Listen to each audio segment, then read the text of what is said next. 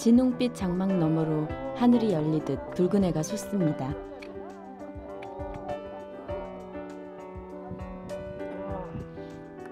장엄한 풍경에 숨마저 잦아드는 순간, 사람들은 이 순간을 얼마나 기다렸던 걸까요? 3대가 덕을 쌓아야 볼 수 있다는 천왕봉 일출을 보러 달려온 사람들.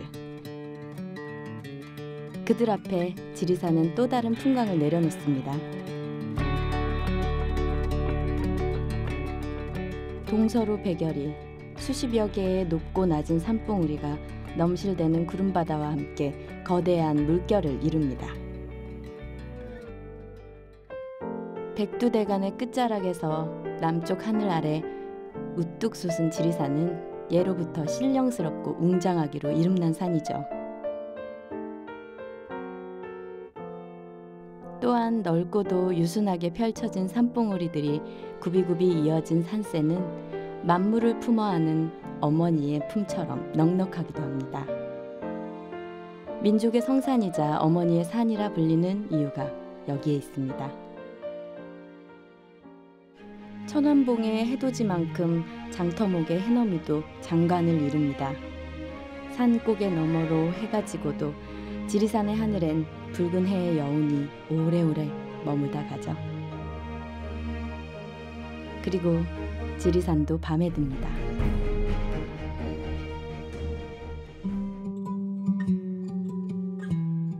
사계절 내내 색색의 절경이 펼쳐지는 지리산.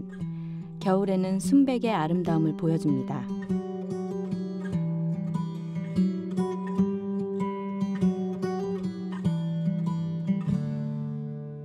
웅장한 산세는 눈으로 덮여 아득하기만 하고, 눈보다 하얗고 얼음보다 투명한 눈꽃이 마른 가지만 앙상했던 잿빛 산을 은빛으로 온통 물들여 놓습니다.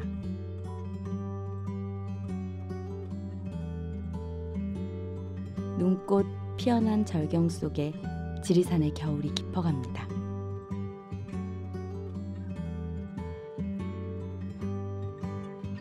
그리고 깊어가는 겨울을 따라 새봄도 성큼성큼 거인의 걸음으로 다가옵니다.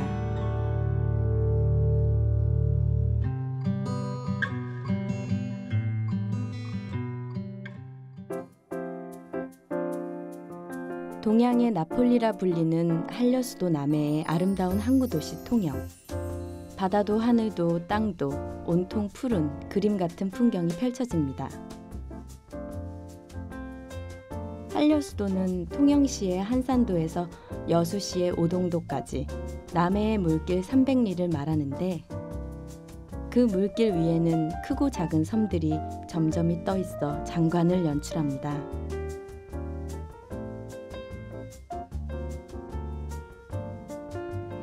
통영에선 미륵산 정상에서 그 장관을 바라볼 수 있죠. 바다와 섬과 도시가 어우러지는 모습도 장관이지만, 호수같이 잔잔한 쪽빛 바다 위에 올망졸망 떠있는 섬들이 빚어내는 풍경은 산으로 치자면 금강산에 견주어도 모자람이 없을 정도입니다.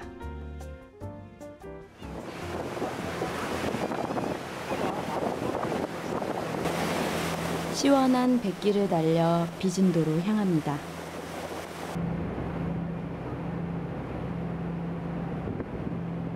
통영항에서 10여 킬로미터 떨어진 곳으로 여름이면 많은 사람들이 찾고 있죠. 쌍둥이처럼 닮은 두 개의 섬이 하나인 듯 둘인 듯 나란히 떠있는 섬 비진도. 하나이면서 또 둘이기도 한 비진도는 금빛 해변을 사이에 두고 아슬아슬하게 이어진 독특한 모양을 하고 있습니다. 그 이름처럼 보배에 견줄 만한 풍광을 품은 섬입니다.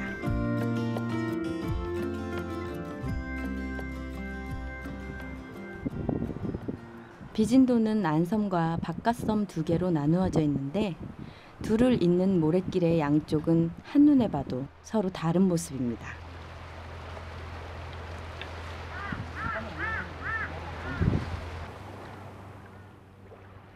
한쪽은 새하얀 모래 해변이고 반대쪽은 제법 거친 물살의 몽돌 해변이죠. 보면 볼수록 알면 알수록 아름답고 신비로운 섬입니다.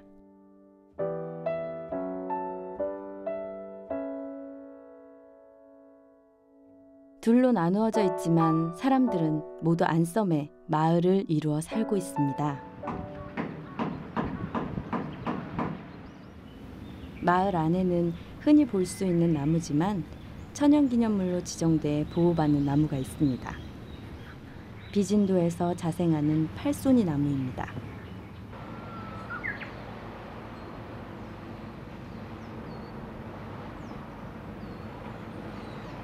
산호빛 바다를 양편에 거느리고 그림 같은 풍광을 자랑하는 섬 비진도. 그 모습이 너무 아름다워 미인도라 부르기도 하는 섬. 그 섬에 어둠이 내렸다가 해가 뜹니다. 산호빛 바다는 주홍빛으로 물들어 또 한 번 신비로운 장면을 선사하죠.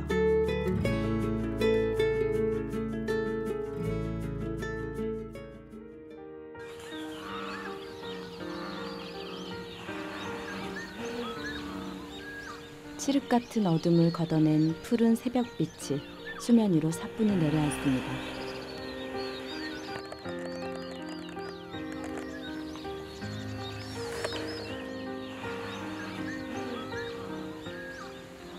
느리게 흐르는 물길의 고요함을 깨우는 건 뱃사공의 노젓는 소리와 새 울음소리뿐.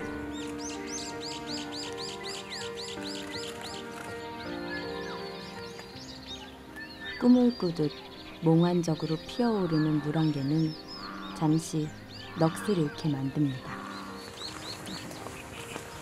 우포늪을 도화지 삼아 자연이 그려낸 담담한 수묵화 한 폭. 느리게 흐르는 물길 위로 아침 해가 떠오르면 어부는 기다렸다는 듯 우포늪에 아침을 끌어올립니다.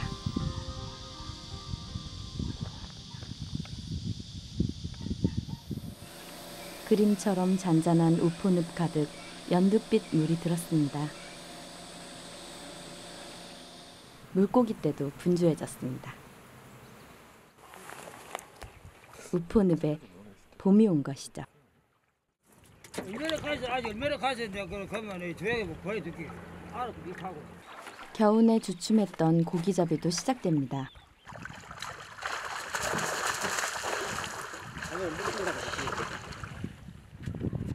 벌써 힘 좋은 녀석이 어망에 걸려든 모양입니다.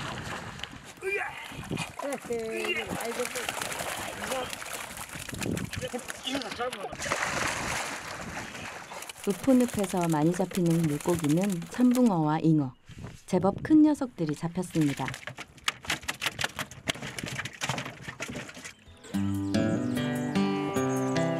어획량이 예전만 못해도 우포늪에서 고기잡이를 할 수 있다는 것만으로 고마운 일이라고 어부는 말합니다. 오늘 고기잡이는 여기서 끝납니다.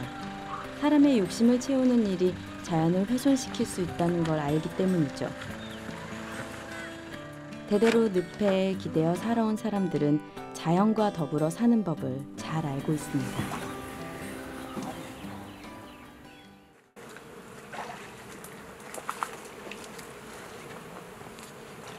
몸을 가슴팍까지 담근 채 늪을 헤쳐나아가며 논 우렁이를 건져 올립니다. 늪을 청소해주는 물풀을 다치게 하지 않고 논 우렁이를 잡아 올리는 기술을 할머니는 잘 알고 있죠.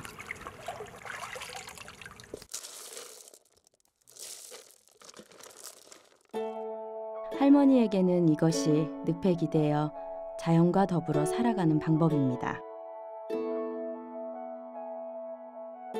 우포늪의 여름은 온통 초록입니다. 뜨거운 여름 햇살 아래 늪에 깃든 온갖 생명체들이 왕성한 생명력을 길어올리기 때문이죠.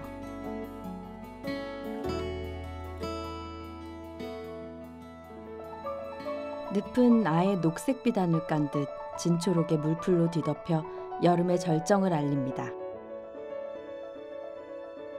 수면을 뒤덮은 초록의 수생식물은 늪의 생태계를 유지하는 데 있어 중요한 역할을 하는 늪의 파수꾼입니다.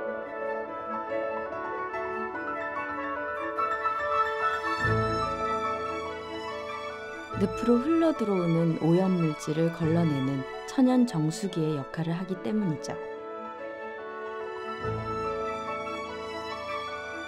작은 물풀 하나하나에도 이름이 있습니다.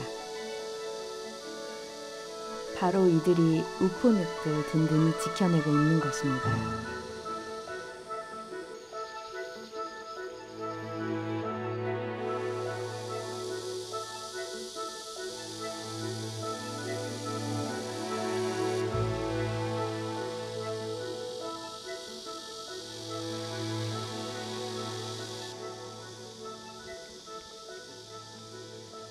우포늪의 파수꾼이라면 가시연꽃도 빠질 수 없습니다. 한해살이 대형 수생식물로 세계적으론 드물게 일속 1종밖에 없는 식물이죠. 그 생김새도 예사롭지 않습니다.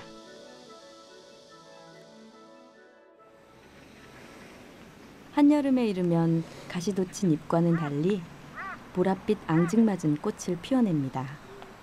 꽃에서 맺어지는 씨앗으로만 종자 번식을 할 수 있기 때문에 가시연꽃의 꽃은 번식을 위해서도 아주 중요합니다. 그렇기 때문에 가시투성이 잎을 뚫고 꽃을 피우는 일도 마다하지 않습니다. 가시연꽃이 살아가는 방법인 거죠. 1억 4천만 년의 시간이 고여있는 곳, 그 품 안에는 수많은 생명이 깃들어 살아갑니다. 새들도 우포늪의 품이 좋은 모양입니다. 물풀에 가려 보일 듯 말 듯 오리떼가 무리를 지어 놀기도 하고 홀로 몸단장을 하기도 하네요. 백로는 먹이 사냥에 나섰습니다. 물 아래 이 녀석을 노리고 있는 중이죠. 잔잔한 풍경 안에서도 삶을 위한 투쟁이 격렬하게 일어나고 있습니다.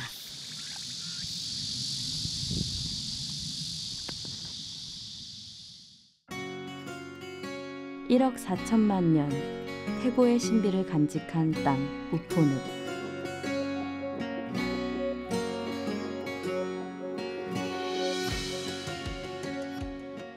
아득한 세월이 켜켜이 쌓이는 동안 수많은 생명을 품어왔고 키워온 곳.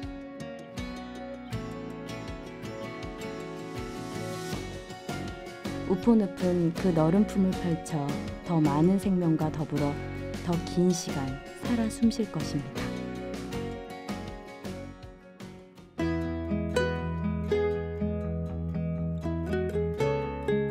아름다운 바닷길, 한려수도의 풍광이 시원하게 펼쳐집니다. 에메랄드빛 바다와 대비를 이루며 더욱 선명하게 보이는 삼천포대교는 사천 8경 중 제1경으로 꼽힙니다. 삼천포대교는 사천시와 남해시를 잇는 다리로 다리 위에서 보는 풍광이 아름다워 한국의 아름다운 길로 선정되기도 했죠. 드넓게 펼쳐진 쪽빛 바다 위로 점점이 떠있는 섬. 파란 하늘과 하얀 구름, 그리고 도시의 풍경. 이들의 모습에서 우리는 어우러짐의 아름다움을 읽어냅니다.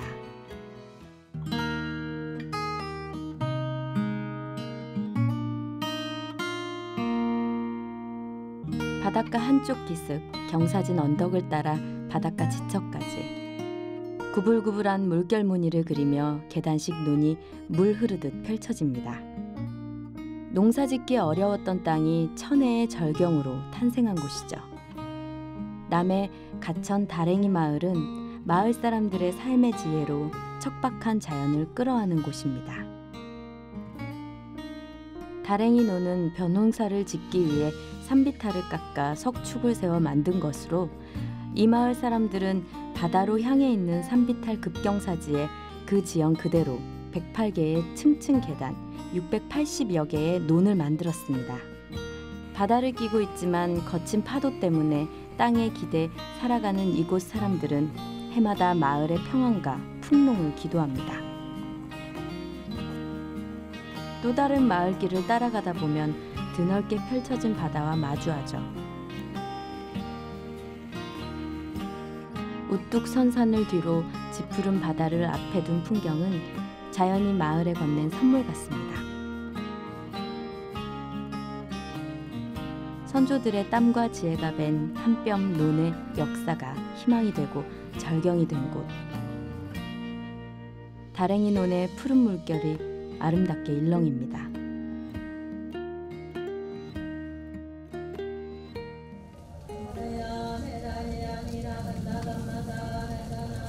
해발 704m, 남해 금산의 끄트머리에 바다를 굽어보며 들어앉은 작은 암자 하나가 있습니다.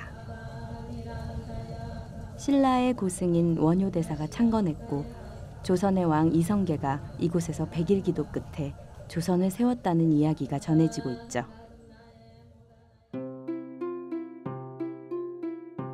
기암괴석과 깎아지른 절벽을 뒤로한 채 위태롭게 자리한 듯하지만 그 때문에 어디서도 보기 어려운 장관을 눈에 담을 수 있습니다.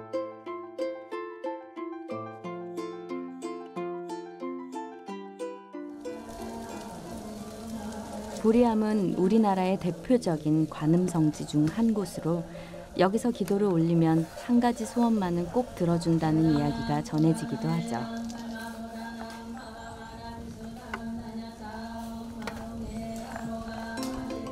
그래서 해마다 많은 사람들이 이곳을 찾아 간절한 기도를 올립니다. 신의 솜씨로 만든 절경 위에 신을 모신 보리암은 분명 남해의 보물입니다.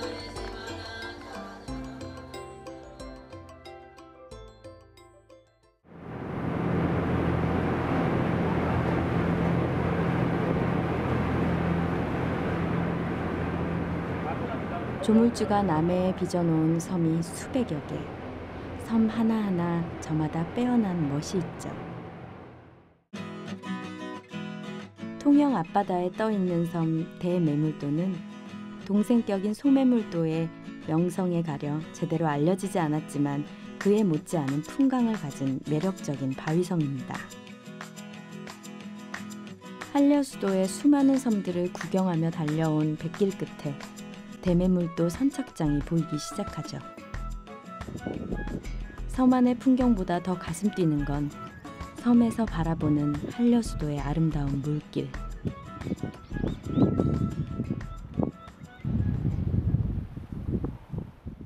남해의 쪽빛은 섬 안으로 깊숙이 들어와 일렁이고 초록무성한 섬 안의 풍경도 평화롭기 그지없습니다.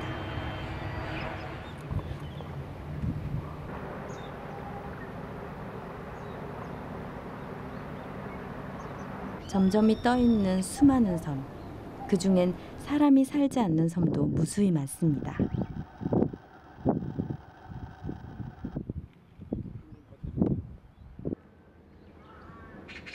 매물도에는 이주민이 들어와 정착하면서 지금처럼 마을이 생겼고 사람들은 마을을 지키기 위해 후박나무와 바위를 수호신으로 삼아 마을의 안녕과 평화를 빌어왔습니다.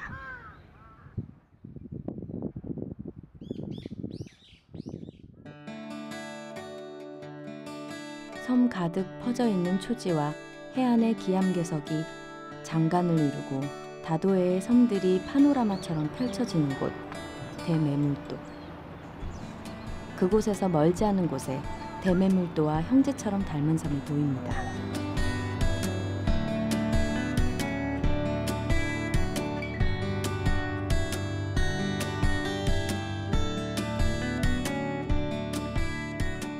사이좋게 마주보고 있는 소매물도와 등대섬이죠.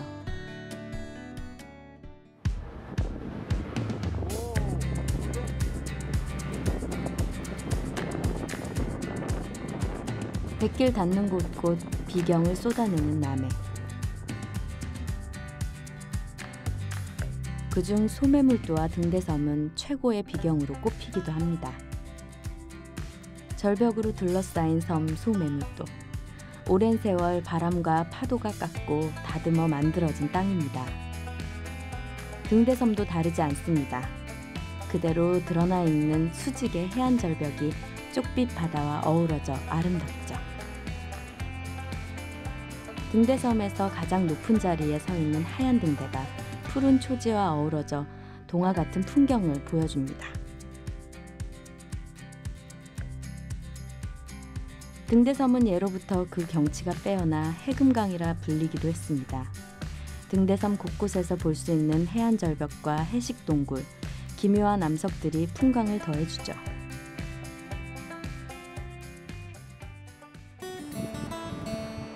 썰물 때가 되면 소매물도와 등대섬 그 사이에 길이 납니다.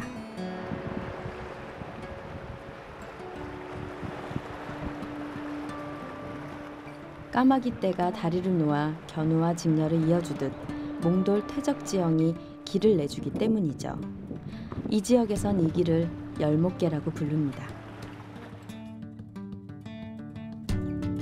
바다가 길을 터주어야만 갈 수 있는 등대섬. 사람들은 길이 열려 있는 동안 부지런히 걸어 등대섬을 찾습니다. 소매물도와 등대섬 주변에는 모양도 크기도 제각각인 갯바위들이 즐비해 다양한 암석 경관을 보여줍니다. 바람과 파도에 의한 풍화와 침식을 견딘 끝에 탄생한 작품이죠.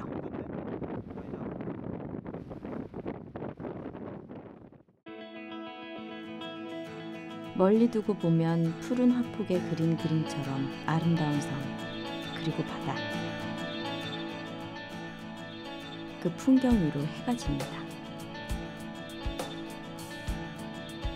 등대섬으로도 해가 지고 열렸던 바닷길도 밀물이 들어 닫히죠.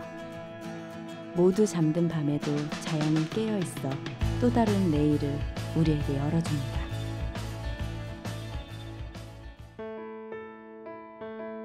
낙동강 물줄기가 유려한 곡선을 그리며 마을 전체를 감싸고 흐르는 곳.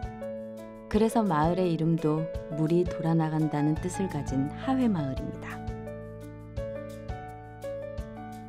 물길 안쪽에 자리 잡은 마을은 유네스코 세계문화유산으로 등재되어 있는 민속마을, 민속적 전통과 건축물이 잘 보존된 곳이죠.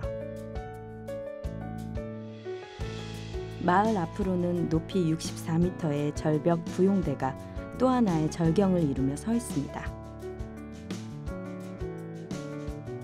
옛 모습을 간직한 한옥과 초가집, 황토길과 초록의 자연이 어우러져 한 폭의 그림 같은 풍경을 보여줍니다.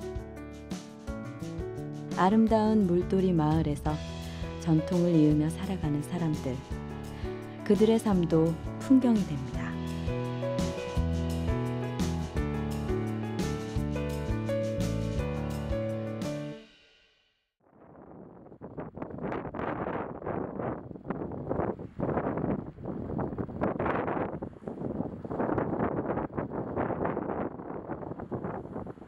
은빛 햇살 아래 갈매기떼의 힘찬 비행이 아름답습니다. 바다새들이 한가로이 노니는 이곳. 짙푸른 동해바다 위 아담한 바위섬 하나가 떠 있습니다.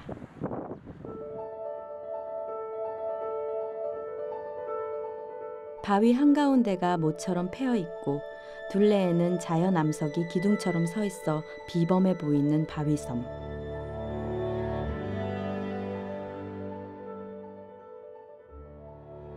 삼국 통일을 완성한 문무왕의 수중릉으로 알려진 바위입니다.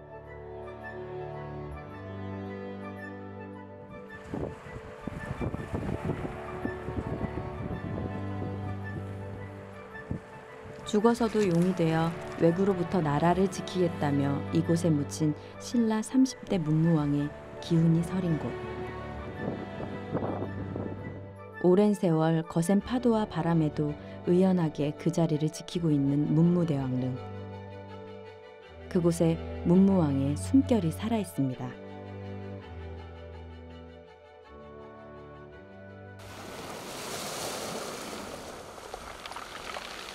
한반도의 동남단에서 동해 쪽으로 뾰족하게 나온 땅, 그 끝에 신성한 바위가 있습니다.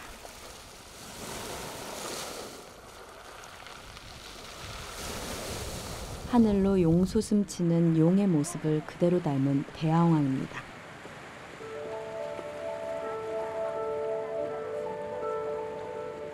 대왕암에는 신라 문무왕의 호국용 전설에 이어지는 이야기가 있는데, 왕의 뒤를 이어 세상을 떠난 문무대왕비가 문무왕처럼 동해의 호국용이 되고자 이 바위로 바다에 잠겼다는 것입니다. 대왕암 주변으로는 불그스레한 색을 띠는 거대한 바위들이 무리를 이루며 놓여 있어 대왕암 전설과 어우러지기도 하죠. 지금은 즐비한 기암괴석을 끼고 도심 속 공원으로 조성돼 많은 사람들의 휴식처가 되고 있습니다.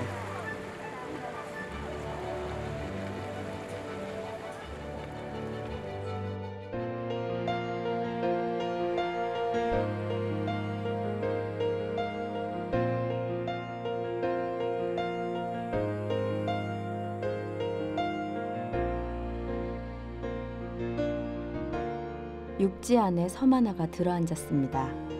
낙동강의 지류인 내성천이 만들어낸 아름다운 지형이죠.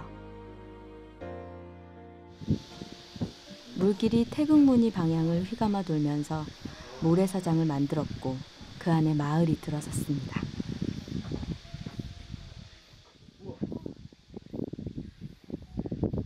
한때는 20여 가구 살았지만 지금은 모두 도시로 떠나고 9가구만이 이곳에 터를 잡고 살고 있습니다.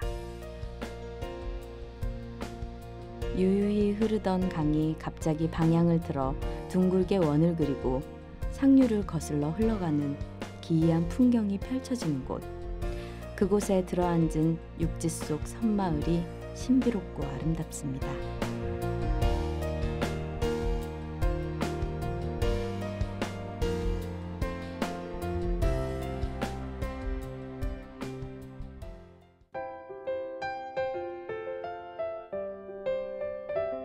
선조들의 기록에도 남아있는 빼어나게 아름다운 산세.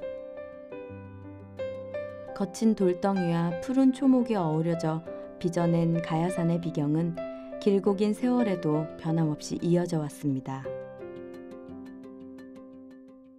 예로부터 조선 8경에 속했고 지금도 우리나라 12대 명산 중 하나로 꼽히고 있죠. 능선을 따라 치솟은 암봉들이 펼쳐내는 비경. 그 모습이 마치 설악산을 닮아 남부의 설악이라고 불리기도 하는데, 가야산이란 이름은 가야국이 있던 이 지역에서 가장 높고 아름다운 산이라는 뜻에서 불리게 되었다고 전해집니다. 하늘로 치솟은 기암괴석들의 향연이 펼쳐지는 곳. 만물상은 가야산에서 최고의 능선이자 빼어난 경관으로 잘 알려져 있습니다. 영겁의 세월에도 꿋꿋이 자리를 지켜낸 바위들이 한데 모여 만가지 형상을 이룬다고 해서 붙여진 이름 만물상. 수많은 기암괴석이 산세와 어우러지며 기막힌 장관을 연출합니다. 그중 만물상은 험준하기로 이름나 있어 40년 가까이 사람들의 발길이 닿지 못했던 곳이기도 했습니다. 긴 시간을 보내고서야 겨우 자연이 허락해준 그 길에는 만물상이라는 이름답게 온갖 기기묘묘한 바위들이 자리를 지키고 있습니다. 하늘을 향해 우뚝 솟은 하늘바위와 그 앞에 놓인 재단바위가 위용을 뽐내고 있죠.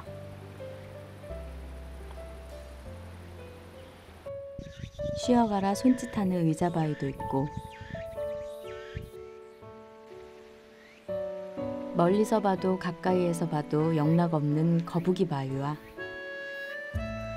허공에 불쑥 솟아 뇌산자를 만든 바위, 절벽 끝에 앉아있는 개구리바위, 아슬아슬하게 기울어 금방이라도 떨어질 것 같은 위태로운 바위까지 봉우리를 돌 때마다 기묘한 바위들이 나타나 고된 산행에 잔잔한 재미를 줍니다.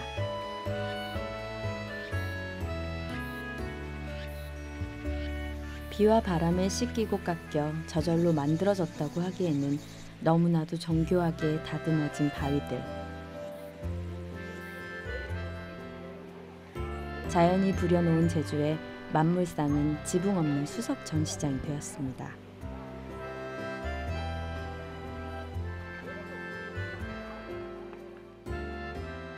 가야산의 가장 높은 꼭대기 칠불봉이 멀리 보입니다. 그곳에서 바라보는 만물상의 모습은 또 하나의 비경이죠. 높고 험한 길을 헤치고 오른 이들만 맛볼 수 있는 가야산의 백미. 가야산은 고진감래의 교훈을 넌지시 알려줍니다. 해발 1433m, 가야산의 최고봉인 칠불봉에는 금관가야의 시조, 수료왕의 7왕자에 얽힌 이야기가 있습니다. 7개 봉우리가 가야산에 들어 생불이 된 수로왕의 7왕자를 나타내는 것이라고 전해지죠. 하늘과 맞닿을 것 같은 높은 계단 그 끝에 거대한 바위 덩어리인 상왕봉이 모습을 드러냅니다. 칠불봉보다 3m 낮지만 많은 사람들에게 가야산의 주봉으로 알려져 있죠. 끝없이 펼쳐지는 능선, 그 위로 수많은 바위가 꽃처럼 피고 불꽃처럼 일어서는 장관. 사방으로 탁 트인 상왕봉에서 또 한 번 가야산의 진면모를 봅니다. 설악산을 닮은 건 큼직한 바위들이 만들어내는 비경만은 아닙니다. 설악산 못지않은 독특한 식물상을 가야산에서 볼 수 있죠. 정상에 가까워질수록 바위 틈에 자란 야생식물을 곳곳에서 볼 수 있습니다. 바위 틈에 뿌리를 내리고 자라는 흰참 꽃나무는 가야산을 대표하는 꽃나무입니다.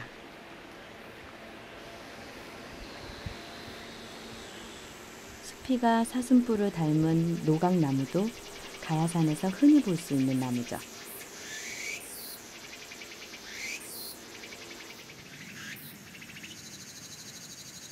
야생화들도 고개를 내밉니다.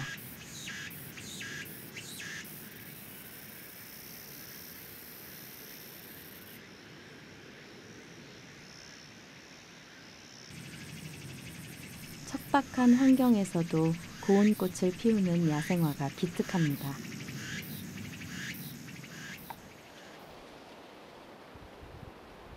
씨앗이 바람을 타고 와 처음 앉은 이 자리에서 싹을 틔우고 뿌리를 내렸을 소나무. 강인한 생명력에 숙연해지기도 합니다. 수려하게 꽃핀 만물상 바윗길과 푸른 초목, 하늘을 찌를 듯 치솟은 안봉의 향연, 모두 가야산을 품은 절경입니다.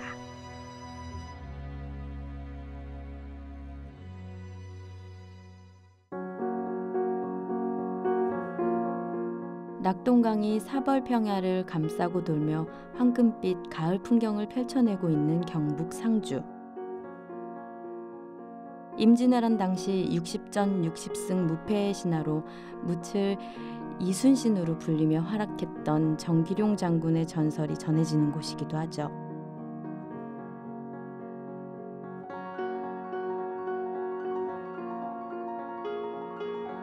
태백의 황지 연못에서 발원한 낙동강이 유유히 흐르는 곳. 여러 지류가 더해져 함께 흐르면서 사벌평야와 같은 곡창지대를 만들어냈습니다.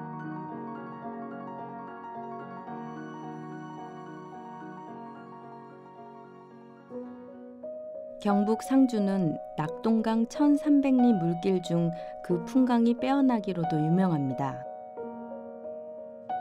깎아지른 절벽과 노송이 어우러져 절경을 이루는 경천대가 이곳에 있기도 하죠. 원래의 이름이 하늘이 스스로 만든 경치라는 뜻을 담은 자천대였을 만큼 수려한 경관을 가진 곳. 절벽에 서서 굽이굽이 흘러가는 낙동강을 바라보는 것이 경천대 풍광의 백미라고 하죠. 경북 상주를 지난 낙동강은 경남 창녕을 거쳐 더 아래로 흘러갑니다. 그리고 1300리 낙동강 물길의 끝 의숙도에서 바다로의 향해를 시작합니다.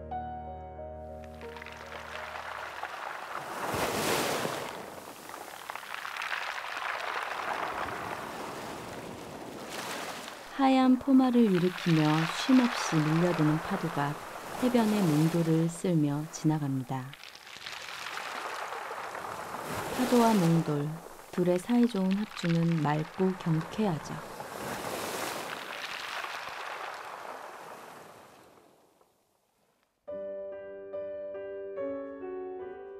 쪽빛 바다와 맞닿아 근사한 해안선을 그려내는 이곳은 우리나라에서 제주도 다음으로 큰 섬인 거제도.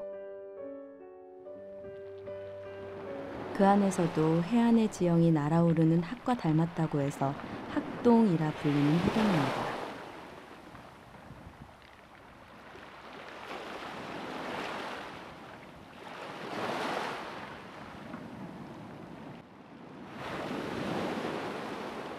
그곳엔 모래 대신 오랜 세월 파도에 씻기고 깎이면서 둥글게 다듬어진 몽돌이 가득하죠.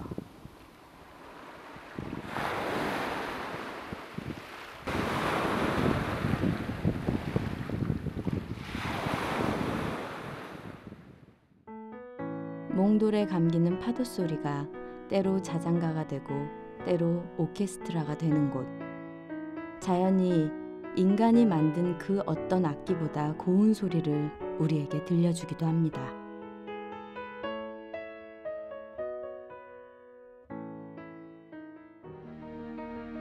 거제도에서 가장 높은 가라산이 바다와 마주하고 있는 갈곳 해안의 끝. 그곳에 거제도의 또 다른 비경을 보여주는 거제 해금강이 있습니다.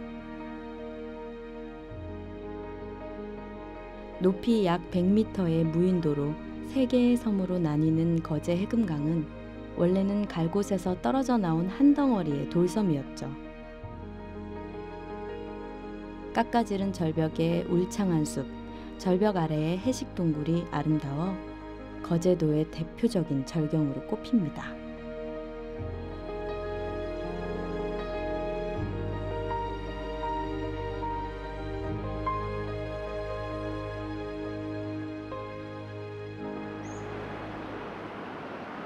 경치가 금강산의 해금강과 같이 아름답다고 해서 원래의 이름 대신 거제 해금강이란 이름으로 불리게 됐을 만큼 빼어난 풍광을 가지고 있습니다. 거제 해금강은 홀로 아름다운 것이 아니라 주변의 경치와도 잘 어우러져 비경을 그려냅니다. 짙푸른 바다와 갯바위에 부딪혀 일어나는 하얀 포마. 이들과도 어우러져 한 폭의 그림이 됩니다.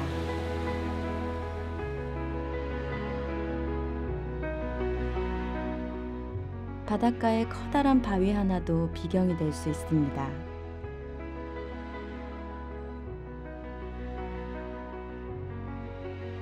신선이 놀던 자리라 하여 신선대라는 이름이 붙여졌을 만큼 뛰어난 경치를 품고 있죠. 신선대 앞으로 탁 트인 다도해의 풍경이 눈앞에 펼쳐져 그 어떤 곳보다 아름다운 남해를 바라볼 수 있는 곳. 그곳에 서는 순간 누구라도 신선이 될 것입니다.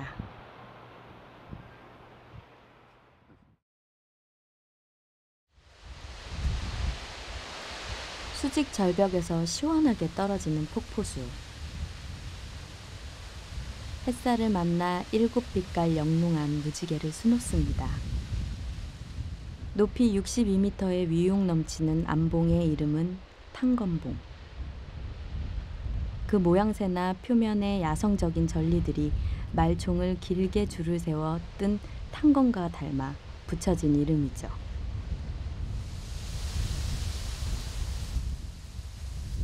탕건봉이 있는 청송 얼음골에도 가을이 깊습니다.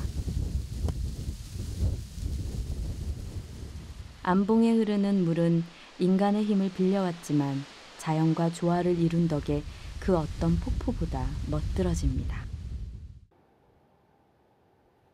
시선을 압도하는 기암괴석, 암벽을 따라 쏟아지는 폭포와 맑은 물, 그 위로 내려앉은 단풍까지 아름다운 곳.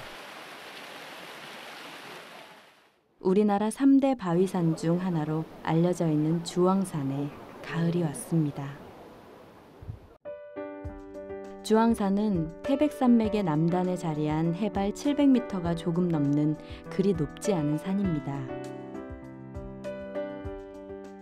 그럼에도 불구하고 설악산, 월악산과 함께 3대 바위산에 이름을 올린 건 거대하고 우락부락한 바위들 때문이죠. 주황산의 높은 절벽과 암봉은 7천만 년 전에 있었던 큰 화산 폭발로 생긴 것입니다. 그때 쏟아진 화산재가 굳고 쌓이기를 반복하며 거대한 바위를 형성하게 된 것이죠. 기묘하고 웅장한 바위 때문에 주황산의 산세는 더욱 장중하고 험준해 보입니다. 일찍이 조선 8경 중 제6경으로 꼽힐 만큼 빼어난 산세를 자랑하기도 하죠. 돌로 병풍을 친 것 같다고 해서 석병산, 골이 깊고 험해 피난민이나 선사들이 살았다고 해서 대둔산이라고 불리기도 했습니다.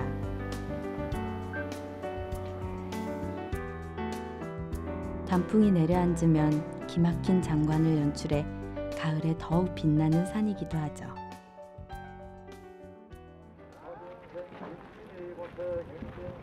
병풍처럼 서 있는 기암과 대전사가 앞뒤로 나란한 모습은 주황산의 상징과도 같습니다.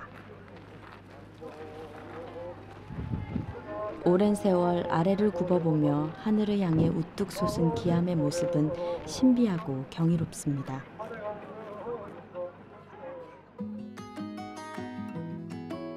바위마다 화려한 수를 놓으며 주황산의 가을은 깊어갑니다. 여름이 물러난 자리, 폭포의 물줄기도 말라갑니다. 웅장한 소리는 사라졌지만 대신 가을을 담아 흐르죠.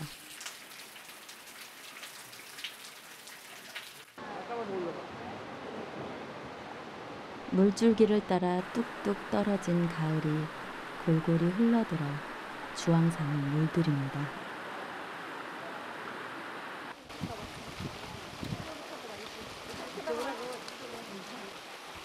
절구 모양의 바위에 물이 담겼다가 다시 아래로 쏟아지는 절구폭포. 자연이 빚어낸 작품입니다.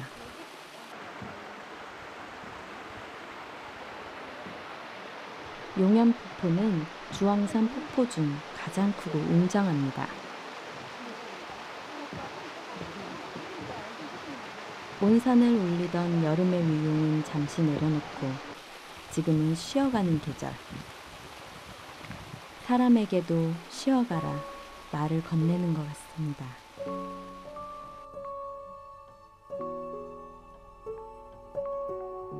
화산이 만들고 시간이 조각한 산, 주황산의 오색 찬란한 향연은 주산지로 이어집니다.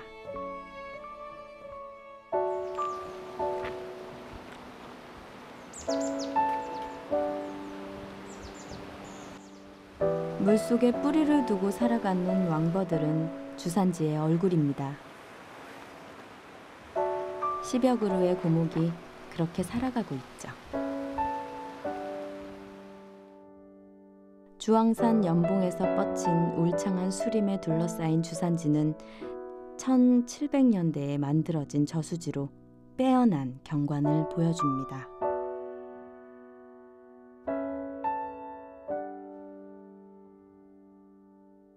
단풍과 어우러진 산중의 깊은 호수는 주황산 풍광의 활용점점입니다.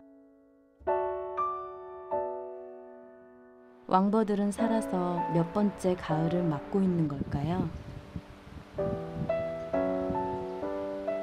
숲에서 다른 나무와 경쟁하지 않고 살아가기 위해 아예 물 깊은 곳으로 들어와 뿌리를 내린 왕버들 나무. 자신만의 속도와 잣대로 살아가는 것. 삶의 자세를 나무에게서 배웁니다. 세계의 향연이 절정에 달한 주산지의 가을. 그 위로도 시간이 흐릅니다. 시시각각 풍경은 바뀌어도 본질은 변하지 않는 것. 그것이 인간과 더불어 사는 자연의 본 모습입니다.